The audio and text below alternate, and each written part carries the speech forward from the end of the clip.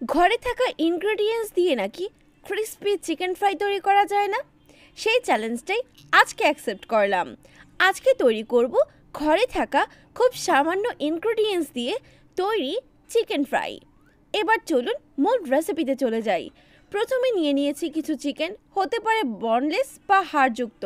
2 types of চিকেনই আমি add করেছি। দিয়ে দিচ্ছি 1 চা চামচ ধনিয়া গুঁড়া, 1 চা চামচ লাল মরিচের গুঁড়া, 1 চা চামচ হলুদ গুঁড়া এবং টেস্ট অনুযায়ী লবণ এবং সামান্য একটু গরম মশলার গুঁড়ি। দিয়ে দিলাম 1 চা চামচের কিছুটা বেশি পরিমাণ আদা রসুন পেস্ট। এবার এটাকে ভালো মতো মিক্স করে ম্যারিনেট করে রেখে দেওয়ার কোনো দরকার নেই।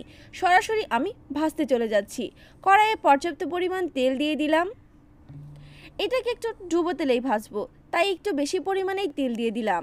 এবার চালের গুঁড়া তো প্রায় সময় আমাদের ফ্রিজে ফ্রোজেন করাই থাকে, সেখান থেকেই 1 কাপ চালের গুঁড়া নিয়ে নিয়েছি। এতে দিয়ে দিলাম 1 চা চামচের মতো গরম মশলার গুঁড়ি।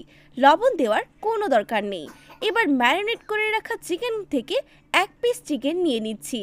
একটি কোট তৈরি করে নিচ্ছি যাতে চিকেনটা ক্রিস্পিনেস তৈরি হয়, তাই আমি একটা কোট দিয়ে দিচ্ছি। ডিম দিয়ে বা এক্সট্রা পানি দিয়ে কোট করার কোনো দরকার নেই।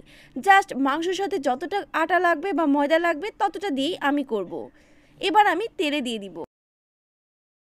এবার মিডিয়াম আর লো এর মাঝামাঝি রেখে এই চিকেনের পিসটাকে ভাজবো যাতে পারফেক্টলি সিদ্ধ হয় এবং একদম ক্রিস্পি হয়।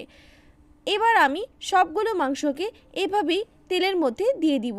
একটু সময় নিয়ে এটাকে ভাজবো যাতে অনেকটা ক্রিস্পি হয় এবং মাংসটাও সঠিকভাবে সেদ্ধ হয়।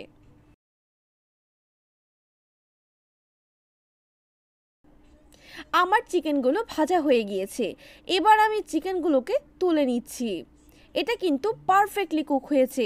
প্রায় 12 থেকে 13 মিনিটের মতো আমি এটাকে ভেজে নিয়েছি। এর কালারটা কিন্তু একদম পারফেক্ট এসেছে এবং ক্রিস্পিনেস সেটা নিয়ে তো কোনো সন্দেহই নেই। এটা দেখেই কিন্তু মনে হচ্ছে যে কতটা ক্রিস্পি হয়েছে।